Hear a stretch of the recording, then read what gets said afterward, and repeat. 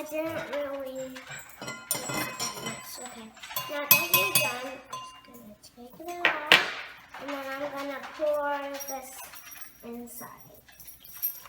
And then let the magic begin. Okay, so now that you pour it in there, I'm going to mix it up with the same spoon that I mixed.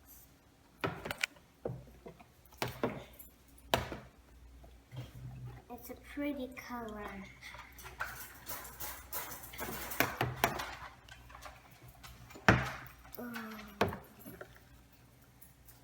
And now you can just mix this with a couple of vials and then put that back down, and then you can start doing with it with your hands.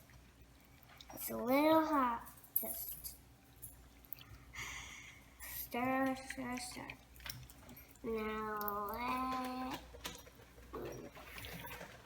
And now the slime is done. Yay! Good job, Carla. It's not done yet, so I wanna show you how I can play with it now. So that's how you make slime.